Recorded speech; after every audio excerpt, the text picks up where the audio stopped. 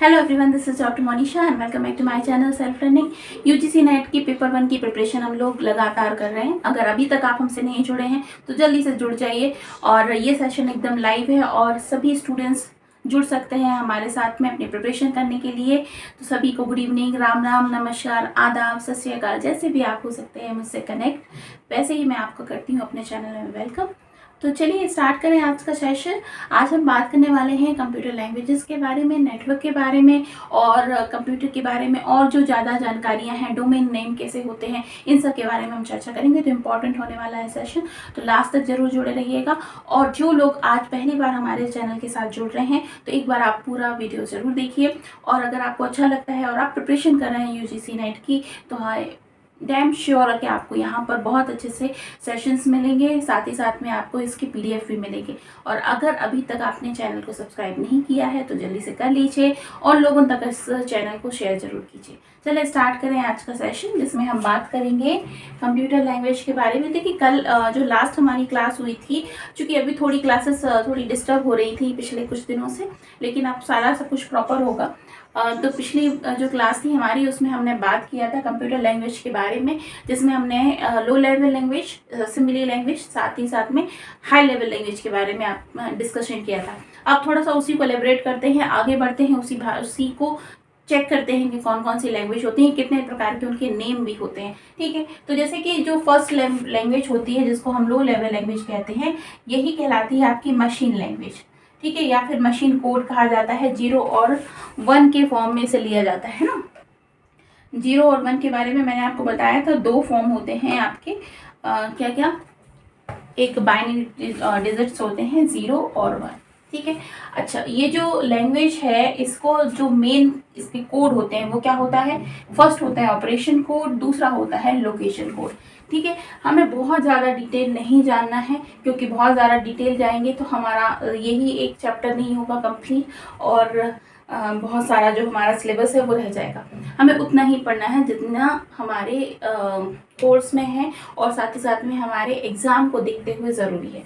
तो machine level language में, यानी कि मशीन कोड के अंतर्गत हमें 2 कोड ध्यान में रखने हैं। कौन कौन से कोड होते हैं, ऑपरेशन कोड और लोकेशन कोड। ठीक है, अच्छा, दूसरा जो लैंग्वेज होता है वो क्या होता है, असेंबली कोड। अच्छा, असेंबली कोड में मैंने आपको बताया था क्या चेंज हो जाता है मशीन कोड से जाकर असेंबली कोड में। जब हम यहाँ पर 0-1 की बात करते हैं, वहाँ पर प्लस सिंबल्स भी जुड़ जाते हैं। सिंबल्स आप जानते हैं, बहुत सारे अलग अलग तरह के सिंबल्स होते हैं, वो भी ऐड हो जाते हैं। और चूंकि ये कोलैबोरेशन हो रहा है, मतलब 2 चीज़ों के बीच में कनेक्शन हो रहा है, ठीक है, और असेंबल हो रहे हैं, ये सब कुछ क्या हो रहा है, असेंबल हो रहे हैं, इस वजह से इसको क्या कहा जाएगा, असेंबली लैंग्वेज कहा जाता है। और जहाँ यहाँ पर कहा जाता था ऑपरेशन कोड, वहाँ यहाँ पर इस लैंग्वेज में कहा जाता है नेमोनिक कोड। ठीक है, हिंदी में भी इसको नेमोनिक कोड ही कहेंगे। तो जो हिंदी के स्टूडेंट्स हैं, जिनको हिंदी में ही लिखना होता है, तो उन्हें यहाँ पर नोट कर लेना चाहिए, नेमोनिक कोड ही कहा जाता है इसको। ठीक है, अच्छा, चेंज क्या हो जाता है इसमें, जैसे कि सब्ट्रैक्ट अगर हमें करना है, सब्ट्रैक्ट का करना मतलब क्या होता है, आपको 100 में से 50 को माइनस करना है, मतलब सब्ट्रैक्ट करना है। तो सब्ट्रैक्ट के लिए आपका जो कोड हो जाएगा वो क्या हो जाएगा, सब हो जाएगा। जंप करना है तो JMP हो जाएगा, मतलब सिंबॉलिक फॉर्म में हम ले लेते हैं। ठीक है, और इस प्रोग्राम को क्या कहा जाता है, असेंबल प्रोग्राम कहा जाता है। असेंबली लैंग्वेज के अंतर्गत जो प्रोग्राम रन करते हैं उसको कहा जाता है असेंबल प्रोग्राम। क्लियर, तो ये 2 चीज़ें आपको नोट करनी है। पहली हो गई कौन सी, मशीन कोड, जिसमें हम बात करते हैं बाइनरी डिजिट्स के बारे में, 0 और 1 के बारे में। दूसरा होता है हमारा असेंबली कोड, जिसमें हम बात करते हैं नेमोनिक कोड के बारे में। आपको ये टर्म याद रखनी है, असेंबली कोड जो होता है उसको क्या कहा जाता है, नेमोनिक कोड।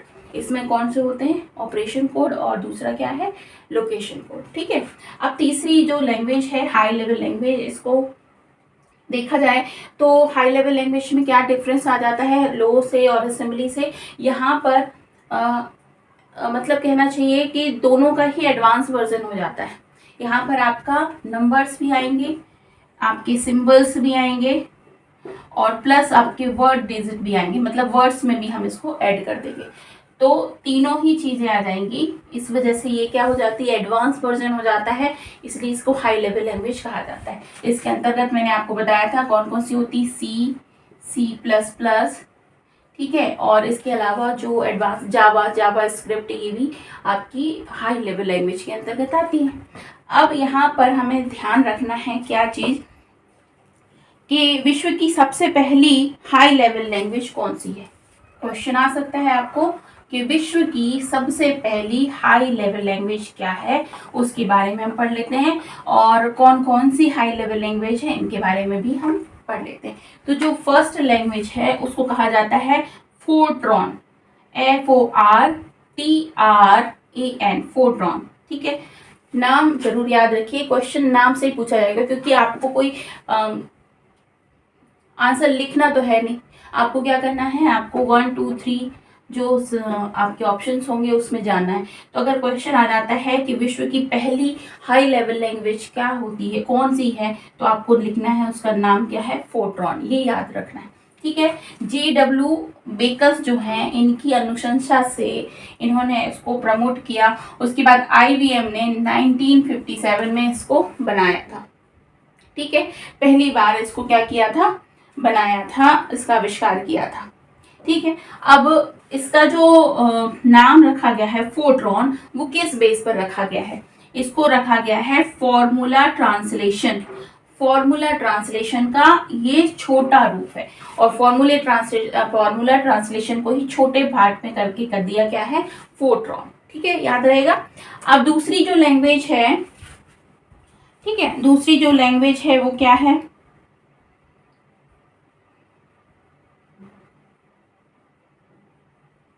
अच्छा, इसका उपयोग कहाँ किया जाता है फोर्ट्रॉन का, तो सभी पूरे विश्व में जटिल वैज्ञानिक गणनाओं में इसका उपयोग किया जाता है। जब जटिल गणनाओं की बात की जाती है तो किस लैंग्वेज का उपयोग किया जाता है, फोर्ट्रॉन का। इसमें गणितीय सूत्रों को बहुत अच्छे से हल किया जा सकता है, बीज गणितीय सूत्रों को हल किया जा सकता है। इसका नाम फॉर्मूला ट्रांसलेशन के ऊपर रखा गया है, ठीक है। बात समझ में आ गई। फर्स्ट हो गई लैंग्वेज फोर्ट्रॉन। मेनली जो सारे ही संसार में जो बहुत इंपॉर्टेंट जो डिस्कशन होते हैं या फिर वैज्ञानिक गणनाएं होती हैं, मैथमेटिकल प्रॉब्लम्स होती हैं, जैब्रिक प्रॉब्लम्स होती हैं, उनको सॉल्व करने के लिए फोर्ट्रॉन का इस्तेमाल किया जाता है। नेक्स्ट है कोबोल। सेकेंड लैंग्वेज जो है वो आपको याद रखनी है, कोबोल, ठीक है। कोबोल को हिंदी में भी कोबोल ही कहेंगे, है ना, COBOL, कोबोल। इसका जो फुल फॉर्म है ये याद रख सकते हैं, क्वेश्चन इससे बन सकता है, common business oriented language, common business oriented language, ठीक है। इसका फुल फॉर्म हो जाता है कोबोल का, ठीक है। इसका उपयोग कहाँ किया जाता है,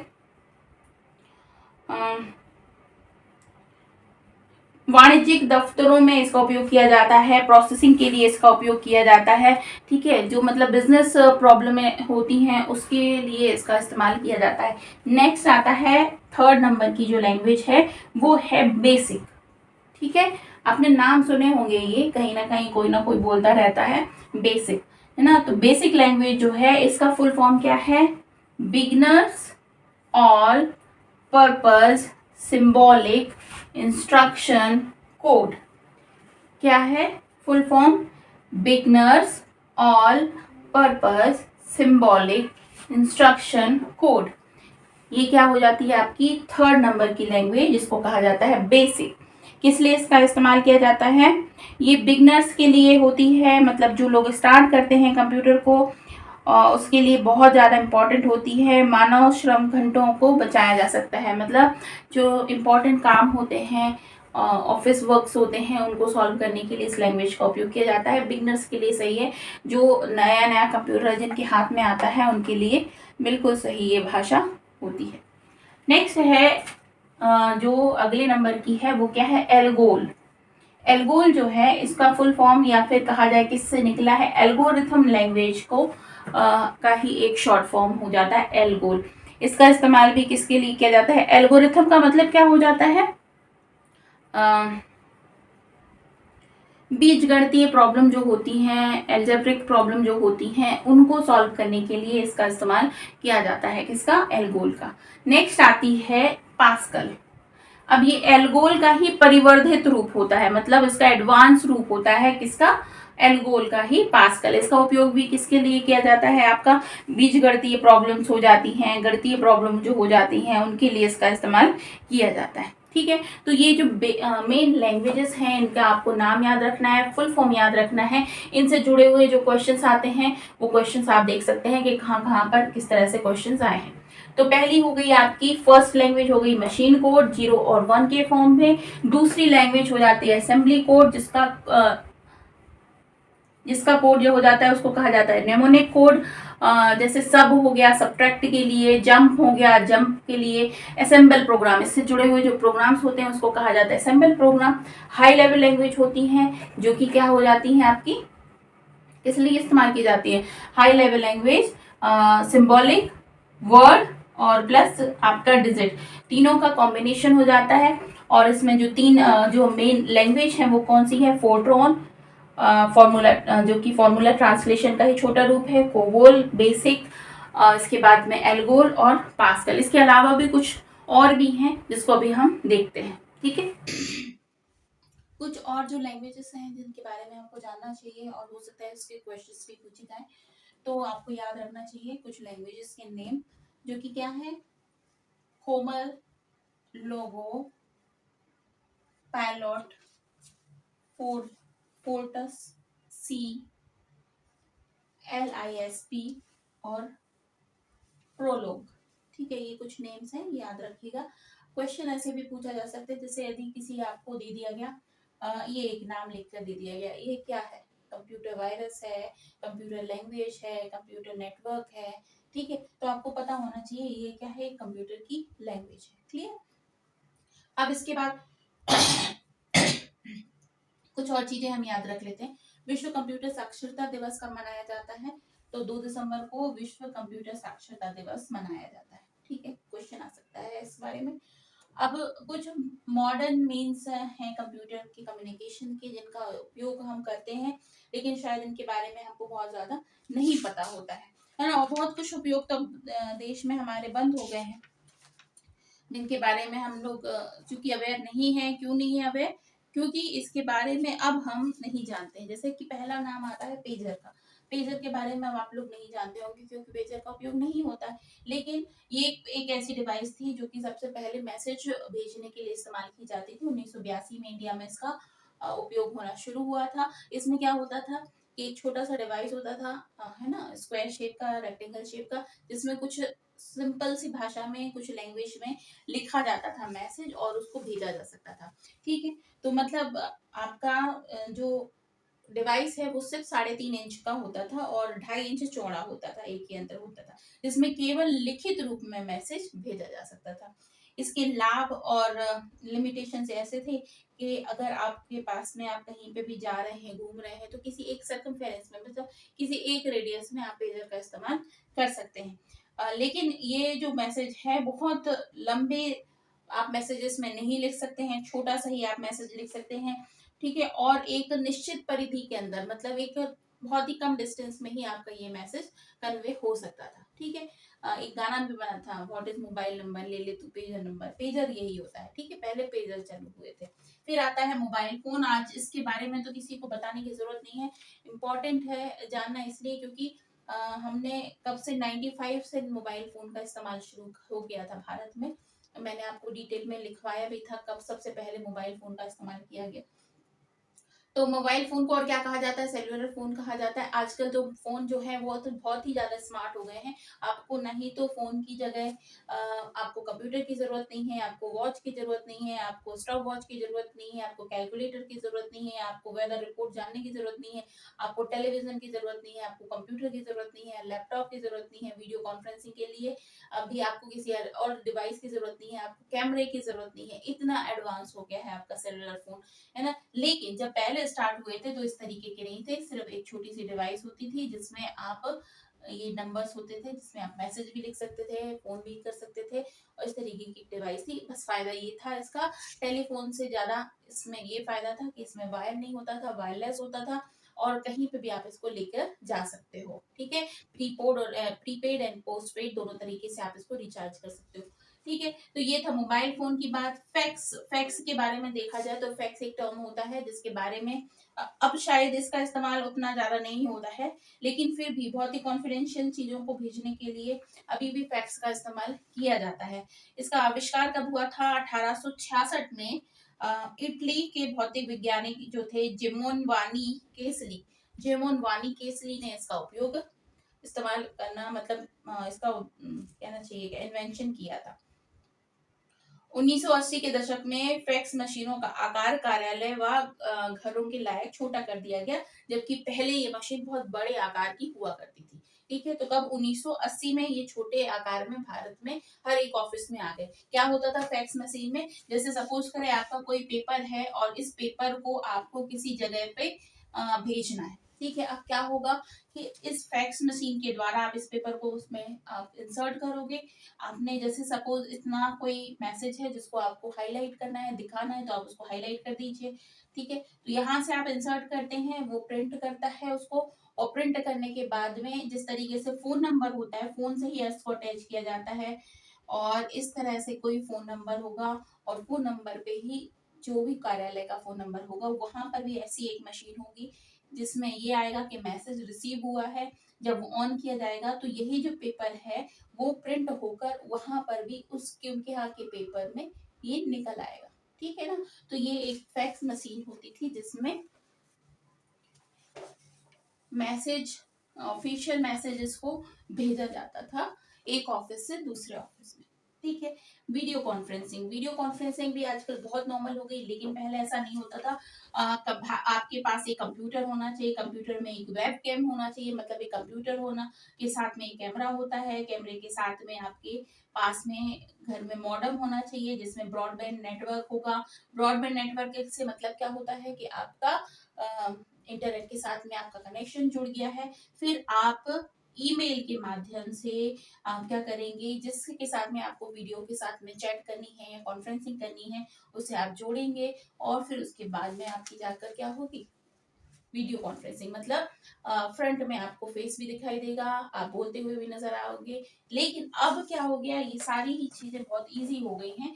पहले के जमाने में बहुत पीछे ना जाए हम, 2010 8-10 की बात है कि घरों में कंप्यूटर तो होते थे, लेकिन कंप्यूटर में ना ही तो इंटरनेट कनेक्शन होता था, ना ही कुछ की बात होती थी। फिर उस वक्त घर में ब्रॉडबैंड के द्वारा इंटरनेट का कनेक्शन स्टार्ट हुआ था, तब जाके लोगों का एक दूसरे के साथ में कनेक्शन हुआ कि वो वीडियो के साथ साथ में कन्वर्सेशन कर सकते हैं, बातचीत कर सकते हैं। ठीक है, बहुत पुरानी बात नहीं है, मेरे घर में जब मैं पढ़ चुकी हूँ तब जाकर घर में मोबाइल फोन ही आया था। ठीक है, फिर आता है सैटेलाइट कम्युनिकेशन। सैटेलाइट कम्युनिकेशन में भी यही होता है कि आपकी जितने भी सैटेलाइट स्थापित किए जाते हैं, है ना, उनके साथ कम्युनिकेशन करना, जिसके कारण से वो पिक्चर्स वहाँ की भेजते हैं आपके पास में, वेदर रिपोर्ट जो है वो भेजते हैं, तो ये सैटेलाइट कम्युनिकेशन होता है।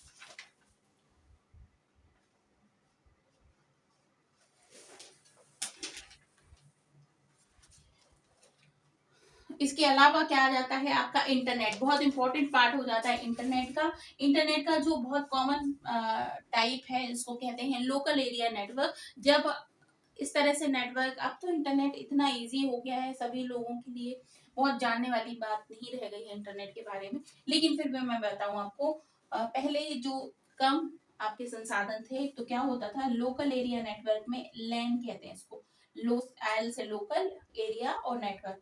इसमें कुछ एक सिंपल एरिया के, मतलब जैसे सपोज एक ऑफिस के कई सारे कंप्यूटर्स को ऐड किया जाता था और उसके साथ में इनको जोड़ा जाता है था एक नेटवर्क की साइड से। तो यहाँ से कोई भी डेटा आपको इधर पे ट्रांसफर करना है, इधर ट्रांसफर करना है, तो इजिली ट्रांसफर हो जाता था।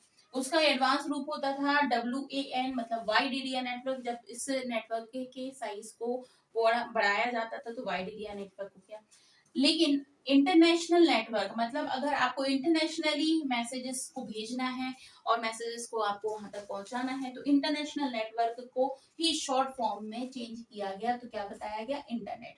मतलब एक मैसेज आपने अगर भेजना है तो पेजर के माध्यम से आप एक सिटी से दूसरी सिटी भेज सकते हैं, सॉरी फैक्स के माध्यम से, रिटन वे में। लेकिन अगर आपको मैसेज को आपको मेल के थ्रू भेजना है तो उसके लिए इंटरनेट की जरूरत होती है। भारत में सबसे पहले मेल की शुरुआत हुई थी 1995 जनवरी में। तो नेटवर्क इंटरनेट के माध्यम से पूरे देश को ग्लोबल फॉर्म में एक साथ में जोड़ा जा सकता है। ठीक है, तो इंटरनेट हो गया। अगर इसमें से क्वेश्चन आएगा तो ये पूछा जा सकता है लैन का मतलब क्या है, वैन का मतलब क्या है, नेटवर्क भारत में कब शुरू हुआ इंटरनेट। ठीक है, इंटरनेट का जो फुल फॉर्म हो सकता है किससे निकला है, तो इंटरनेशनल नेटवर्क से निकला है। इसके बाद में आ जाता है ईमेल। ईमेल का मतलब क्या होता है, जब आप इंटरनेट के थ्रू किसी के साथ में अटैच्ड होते हैं तो ईमेल एड्रेस पर लिख कर आपका एक स्पेसिफिक एड्रेस होता है और उस एड्रेस पर आप अपना मैसेज, अपना डॉक्यूमेंट, कुछ भी आप सेंड कर सकते हैं। ठीक है,